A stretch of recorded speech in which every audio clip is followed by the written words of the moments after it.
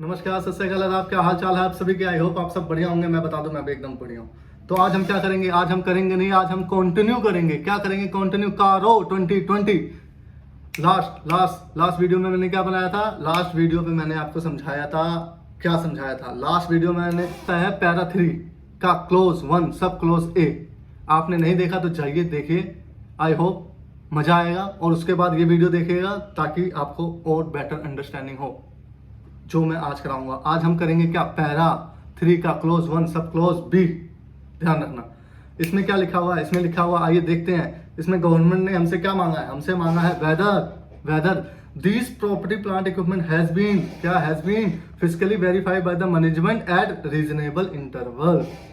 Weather any material discrepancy were notice on such verification. ठीक है, यदि यस इफ सो तो whether the same have been properly deal with the books of account. I hope आपको समझ आ गया होगा। बड़ा आसान है, कुछ नहीं है। फिजिकल वेरिफिकेशन करा है या नहीं करा, बस ये सिंपल देखना है, बस खत्म है ना।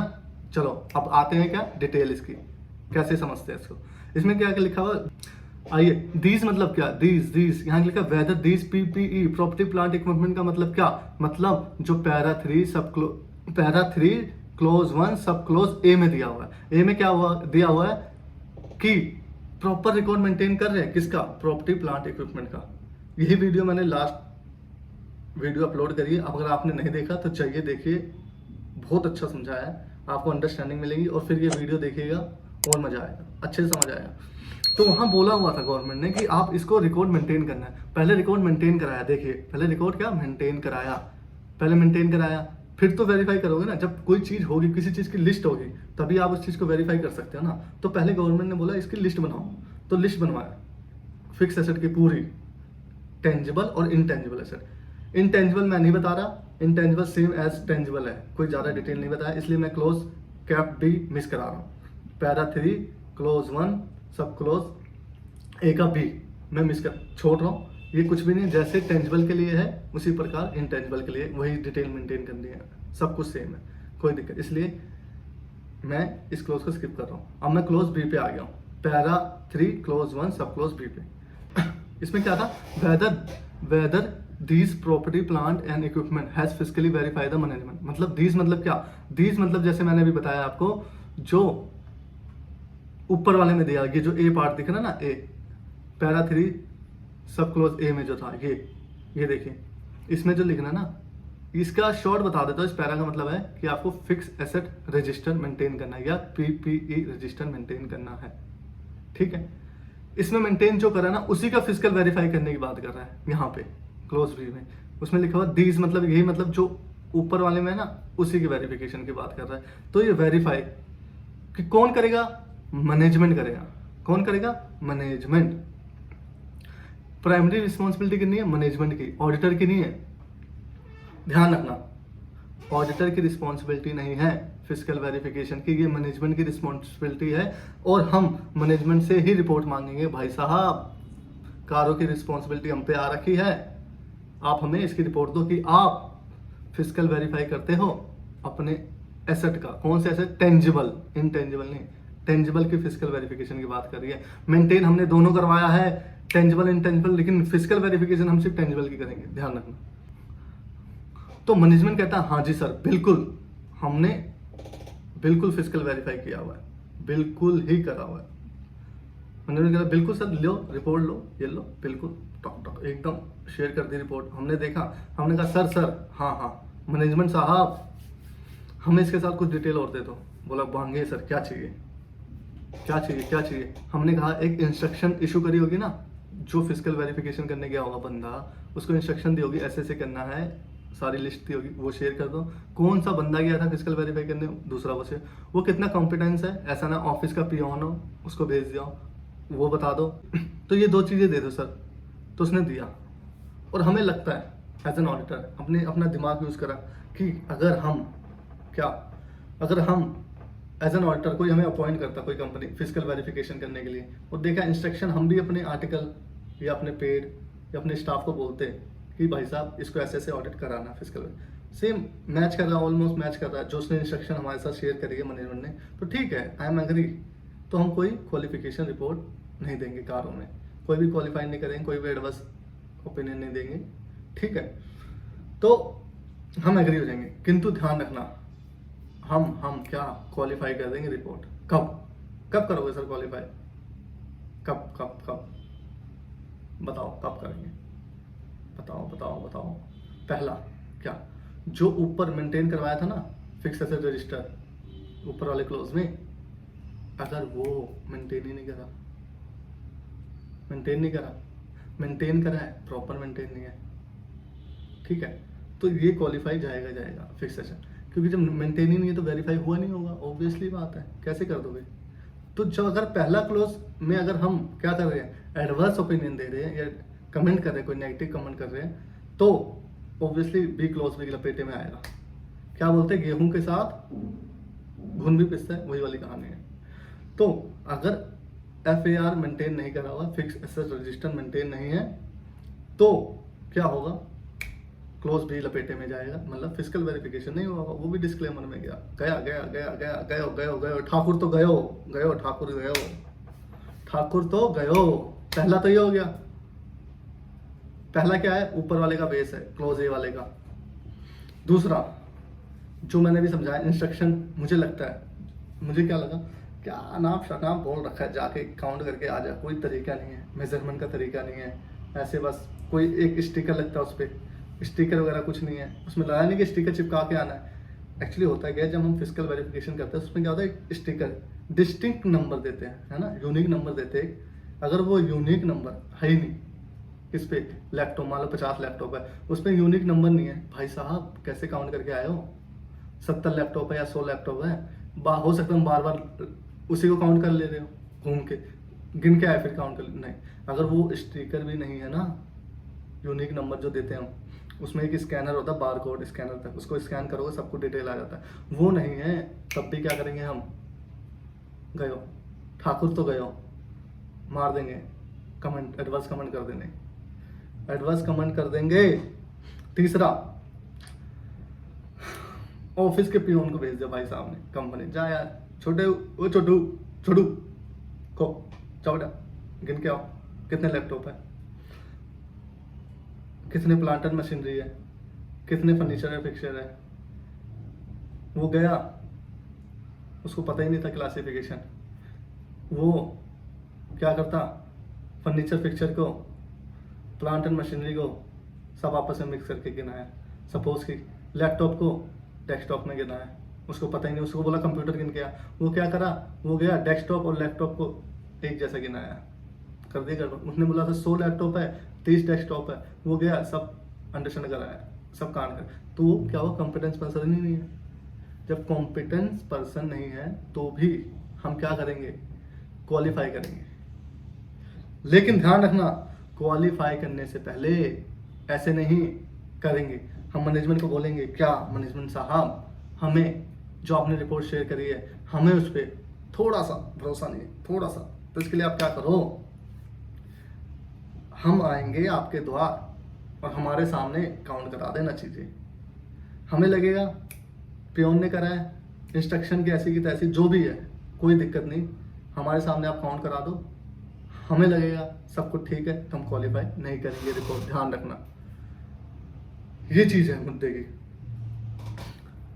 और हम क्वालिफाई नहीं करेंगे, एक चीज़ और, अगर सामने वाली कंपनी ने क्या करा है, आउटसाइड एजेंसी उठा रखी है, किसी अदर CF हमको मान लो उठा लिया, या किसी एजेंसी को उठा लिया जो फिजिकल वेरिफिकेशन का काम करते हैं, उसने करा हुआ फिजिकल वेरिफिकेशन, तो अपन को टेंशन नहीं।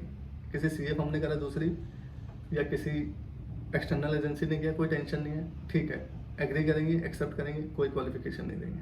ध्यान, मैनेजमेंट कहता सर हाँ, एक चीज़ रह गई, क्या, एक PP का वेरिफिकेशन नहीं करा, फिक्स एसेट का, कौन सा, वो पाकिस्तान में, आप चले जाइए। हमने कहा ना भाई, हम नहीं जाएंगे। और एक है हिमाचल में, वहाँ बाढ़ आ रखी है, वहाँ भी हम नहीं जा सकते। इसका मतलब ये, जहाँ ऑडिटर के लिए पॉसिबल नहीं है कहाँ जाना, मुझे डाउट है, सबको संदेह है, मुझे संदेह है कि उसकी रिपोर्ट सही नहीं है, बट मैं वहाँ जाके फिजिकल वेरीफाई भी नहीं कर सकता, तो मैं क्या करूँगा, मैं तो फंस गया, रिपोर्ट तो मुझे देनी है, अब मैं ऐसे तो लिख नहीं सकता कि वहाँ बाढ़ आ रही है पाकिस्तान में, तो मैं लॉजिक टेस्ट लगाऊंगा क्या,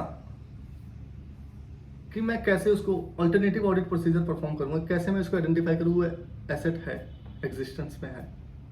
तो देखिए इसके कई सारे तरीके हैं, डीड वगैरह देख सकते हैं, ठीक है सीधा हम मान लो लैंड एंड बिल्डिंग है तो हम सीधा क्या कर लेंगे, अथॉरिटी से, रेवेन्यू अथॉरिटी से जाके कॉन्टेक्ट कर सकते हैं, रजिस्ट्री अथॉरिटी, सॉरी रजिस्ट्री जो करती है प्रॉपर्टी वगैरह की, उनसे डायरेक्ट ले सकते हैं इन्फॉर्मेशन, उनसे बोल देंगे बता दो भाई करंट अभी किसके नाम पर रजिस्टर है, वो भी देख सकते हैं। दूसरा, सपोज करो कोई प्लांट एंड मशीनरी है उस वो पाकिस्तान में, ठीक है, या ऐसी जगह जहाँ बाढ़ वगैरह आ रखी है, वो हम क्या वेरीफाई नहीं कर सकते। या कोई मैन्युफैक्चरिंग कंपनी है, वो मशीन 24 घंटे चलती है, ग्रुप ऑफ मशीन है, उस प्लांट में घुसना ही मतलब ऑर्डर घुस ही नहीं सकता, इतनी गर्मी होती है, बहुत बुरा हाल है, तो कैसे करें उसको, तो उसको हम क्या करेंगे, कोई प्लांट एंड, सोचो किसी प्लांट एंड मशीनरी को हम क्या करेंगे, लॉजिक टेस्ट करेंगे। एक प्लांट एंड मशीनरी की कैपेसिटी कितनी, मान लो 10,000 यूनिट प्रोड्यूस कर रही है, तो हम देखेंगे ड्यूरिंग द ईयर क्या उसने 10,000 या उसके आसपास ही प्रोड्यूस किया है, अगर हाँ तो मतलब एक ही मशीन पड़ी है उसके पास, कोई टेंशन ही नहीं है ना। मान लो 20,000 यूनिट हो गई, तो फिर गड़बड़ है भैया, क्या गड़बड़ है, मतलब उसने एक मशीन और खरीदी है, बट उसने क्या करा, ऊपर रिकॉर्ड में मेंटेन नहीं करा, क्लोज ए वाले में वहाँ गया, वहाँ फंस गया, वहाँ डिस्क्लेमर आ गया, वहाँ डिस्क्लेमर ओपिनियन हुआ, डिस्क्लेमर नहीं कहेंगे, एडवांस कमेंट करेंगे। और दूसरा बी में क्या हुआ, बी में अब हम देखेंगे क्या वो मशीनरी का इफेक्ट ज़्यादा है, यानी कि यहाँ क्या लिखा है, आप देखोगे क्या लिखा है, डिस्क्रिपेंसी, मटेरियल डिस्क्रिपेंसी है फिजिकल वेरिफिकेशन में, तो ही हम रिपोर्ट करेंगे। तो अगर हम वो मशीन देखते हैं, अगर मटेरियल लगता है तो हम उसकी रिपोर्टिंग हम बी में भी करेंगे, ए के साथ साथ बी में भी करेंगे, ध्यान रखना। तो अब तक मैंने कहाँ तक करा दिया, मैंने करा दिया, क्या कराया मैंने, कराया वेदर दीज का मतलब समझा दिया मैंने, दीज का मतलब क्या है, दूसरा क्या है, प्रॉपर्टी एंड प्लांट का मतलब समझा दिया मैंने आपको, नहीं समझाया तो समझा देता हूँ क्या था। ये है टेंजिबल एसेट जो कि हेल्ड फॉर किस लिए, business purpose, service purpose, administrative purpose, rental purpose, और जो कि यूज करेंगे मोर देन 1 ईयर, ठीक है। तीसरा क्या बताया मैंने, तीसरा बताया मैंने physical verify bye the management, मैंने बता दिया रिस्पॉन्सिबिलिटी किसकी है, मैनेजमेंट की, ठीक है। अगर उस पर डाउट है तो हम जाएंगे, हम भी सिर्फ ऑब्जर्व करेंगे चीजें, ऐसा नहीं हम जाके गिनेंगे, हम चीजें वो सामने वाला गिन रहा होगा मैनेजमेंट, हम सब देखेंगे गिनने का तरीका क्या है, क्या प्रोसीजर वगैरह है, ठीक है, समझ आ गया यहाँ तक। अब आते हैं क्या, रीजनेबल इंटरवल क्या है, मतलब रीजनेबल इंटरवल क्या, physical verification bye the management at reasonable interval, मतलब वेरीफाई करना रीजनेबल तो समझ नहीं ऐसा, इसका मतलब है क्या कि हर एक एसेट कंपनी की एक बार वेरीफाई होना चाहिए। रीजनेबल का मतलब क्या है, कम से कम एक बार वेरीफाई होना चाहिए 3 सालों में, 3 सालों में फिक्स एसेट कम से कम एक बार वेरीफाई होना चाहिए, अगर नहीं हुआ तो फिर वही एडवांस कमेंट करेंगे। किंतु अगर कोई ऐसा एसेट जो 1 साल में भी वेरीफाई नहीं होता, सपोज करो 100 लैपटॉप में से 60 लैपटॉप वेरीफाई हुए, 40 नहीं हुए, तो लेकिन वो 40 अगले साल हो जाएंगे, दूसरे साल और तीसरे साल भी हो सकते हैं, तो हमने क्या करा, तो हम क्या करेंगे, हम एक कमेंट कर देंगे कि कुछ ऐसे चीजें हैं जो कि अभी फिजिकली वेरीफाई नहीं हुई है। क्यों, क्योंकि वो कंपनी क्या करती है, 3 साल में एक बार वेरीफाई कर लेती है उसको इजीली, तो कोई वो नेगेटिव इंपैक्ट नहीं होता, बस हम जस्ट डिस्क्लोज करते हैं कि हाँ 3 साल में एक बार कर लेती है, कुछ ऐसे एसेट है जो अभी पेंडिंग है वो अगले साल हो जाएंगे, ठीक है। आई होप आप समझ गए होंगे। हाँ, तो अब क्या है, अब आता है एनी मटेरियल डिस्क्रिपेंसी।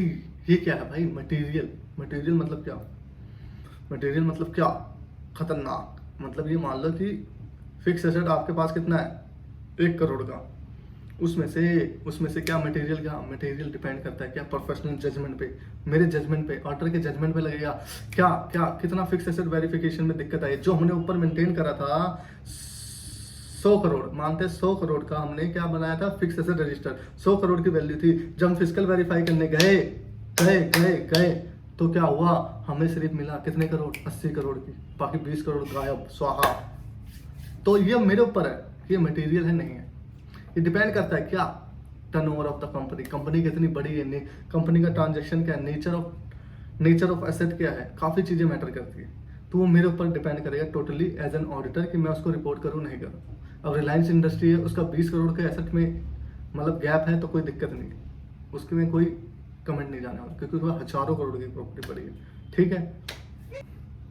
और ध्यान रखना इधर क्या लिखा है, any material discrepancy was noticed on such verification, if so तो whether same has been properly deal with the book of account. मतलब क्या है, मतलब ये है अगर कुछ डिस्क्रिपेंसी मिली है तो हम सिर्फ यही लिखेंगे कि डिस्क्रिपेंसी मिली है और हम उसको क्या बुक्स ऑफ अकाउंट में कंसिडर कर लिया गया। हम ये नहीं बताएंगे कि एज एन ऑडिटर हम ये नहीं बताएंगे किस चीज की मटेरियल डिस्क्रिपेंसी मिली है। लाइक एग्जांपल देता हूं, 20 ऐसे लैपटॉप थे, कंपनी के पास 50 एम्प्लॉय थे, जिसमें से क्या हुआ 20 ऐसे लैपटॉप थे जो एम्प्लॉय लेके गोली हो गए। तब क्या होगा, अब देखो क्या हुआ, ये मेरे मटेरियल भी है, 50 में से 20 लैपटॉप तो गायब हो गया, फिक्स एसेट गायब हो गया। तो इसमें क्या हुआ, ये मेरे लिए तो मटेरियल हुआ, ऑलमोस्ट कितने परसेंट, 30-40% गायब हो गए। तो अब मैं क्या करूंगा, मैं ये बताऊंगा क्या, सिर्फ यही दूंगा कि मटेरियल डिस्क्रिपेंसी थी और उसको हमने क्या कर दिया, बुक्स ऑफ अकाउंट में कंसिडर कर लिया। लाइक कि एम्प्लॉय भाग गया तो हमने क्या करा, देखो अगर रिकवरी हुई एम्प्लॉय से उस 20 लैपटॉप की अगर रिकवरी हो गई एम्प्लॉय से, तो हम क्या करेंगे, हम उसको कंसिडर कर लेंगे बुक ऑफ अकाउंट में, मतलब एडजस्ट कर लेंगे, है ना। और बैलेंस क्या निकलेगा, प्रॉफिट एंड लॉस अकाउंट। मान लो लैपटॉप की WDV मान लो 20 लैपटॉप की WDV भी मान लो 1 लाख थी और एम्प्लॉय से रिकवर हुआ सिर्फ कितना 70,000, 30,000 क्या होगा P&L में डाल दिया। तो वही कह रहा है deal with proper book of account, मतलब हमने उसको बुक्स ऑफ अकाउंट में क्या लॉस दिखा दिया और यहाँ हमने रिकवरी कर ली, यहाँ सैलरी से एडजस्ट हो गया, इसकी सैलरी से एडजस्ट हो गया 70,000, 30,000 का लॉस दिखा दिया, PPE गायब हो गया, ठीक है। तो इसका मतलब ये था, ध्यान रखना। तो आई होप आपको मेरी ये वीडियो पसंद आई होगी, बहुत हेल्प मिली होगी आपको। है कितना छोटा सा क्लोज, 4 लाइनों का था, ऐसे लग रहा है कि हाँ भाई बस physical verification of the asset हो गया, क्या करना है, फिजिकल वेरीफाई हुआ नहीं हुआ, बस ये देखना है, खत्म। देखो कितना बड़ा था, है 4 लाइन की, और देखो इसकी इंटरप्रिटेशन कितनी बड़ी गई है, ठीक है। आई होप आपको समझ आया होगा, अगर आपको समझ आया है तो प्लीज़ शेयर करेगा जरूर।